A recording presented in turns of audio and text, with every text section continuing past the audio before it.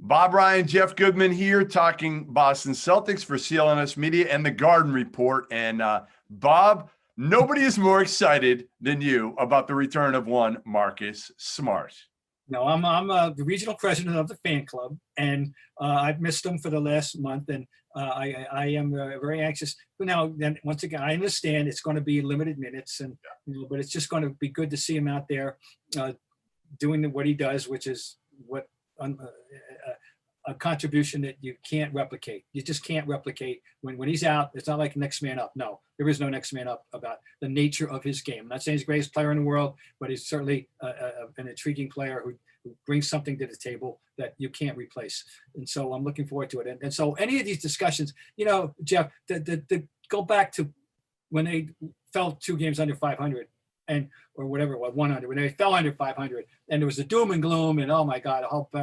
So wait a minute, Kemba is Kemba's hurt. They're trying to get his way back. They don't have Smart, and then we found out that Jason Tatum was explaining to us, "Hey, I'm not over that COVID thing yet, folks. I'm sorry, I'm not looking for excuses, but I'm not myself yet." So calm down, folks. Let's get the team back together, and then let's see. See me in a month, see me in 6 weeks, and then maybe we can assess this team properly. So as this thing unfolds, now we have Marcus Smart back finally. So we have 2 weeks, Bob. We got 2 weeks till the trade deadline. Yeah. So, it's going to take Marcus Smart a little while. This team hasn't played together as a whole. These 4 guys, Tatum, Jalen, Kemba. I think 28 minutes. Right. You want to see this now to be able to evaluate what this, if you're Danny Ainge, you wait out, don't you? You got to wait till like March 24th and kind of see what this team looks like, healthy, together. And if you can make a run, then I think if you're Danny Ainge, you still know what you need to add. You need to add a scorer in the second unit. Jeff Teague is not that guy. You got to add somebody who can shoot the ball and score it in the second unit, don't you? Yes, you do. Otherwise, of course, I've been saying that, for 2 years, that I want that instant offense guy off the bench, and right. they really haven't had it. It's why they drafted Neesmith, and someday down the road he might be that, but he obviously isn't ready. And that's not what Jeff. That's not Peyton Pritchard's role, right. At all. He can make shots here and there, sure, but that's not his role. No, they need that guy, and they've needed that guy, and because the scoring from the second unit is very sporadic and not good at all.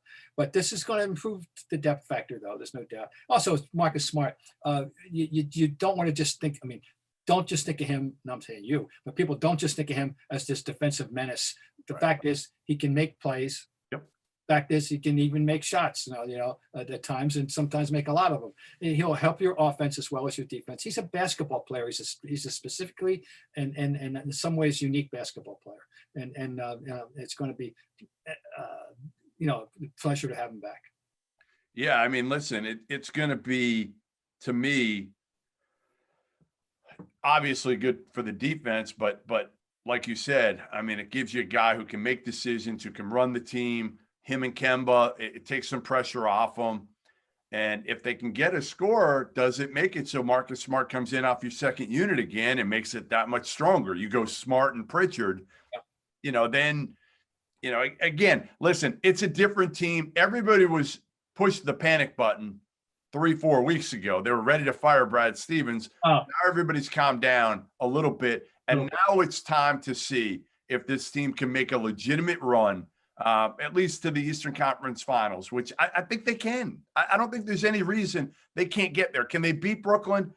I don't know. It depends what Brooklyn shows up. We don't know who's going to beat or how it's going to be. I was hoping this game on this particular Thursday night, they acquit themselves well. That's all. I don't even ask them to win. I don't want to be, oh my God, I don't want to hear Friday morning if they lose by 20. I don't want to hear it, just please. So spare me from that, guys. Go out and stay in the game. You got to run the race now. You got to run the race till the end of the year. I think, and again, if you're Danny Ainge, add a piece. Don't go crazy. Don't trade. I don't think you need to trade anybody. But I think if you can add somebody through the buyout market that can help you, or give up a pick or something like that and add somebody, but I wouldn't give up one of their big four. No, oh no. Unless you're getting Bradley Beal for Jaylen Brown. And then, as I told you, I would do that. I know I'm in the minority. No, I'm not dismissing it. I'm just finding it hard to accommodate myself to it. That's all. Yeah, and that's fair. That's fair. You got a core here of Tatum and Brown. You don't want to mess with it. And again, Kemba looked a whole lot better going into the All-Star break. So if he can come out of the break even healthier, and you're adding Marcus Smart, it's a completely different team than people were killing people for Brad Stevens of the Celtics for a couple weeks ago. So there you have it. Jeff Goodman, Bob Ryan, Garden Report, CLNS Media. Make sure to join us every single week.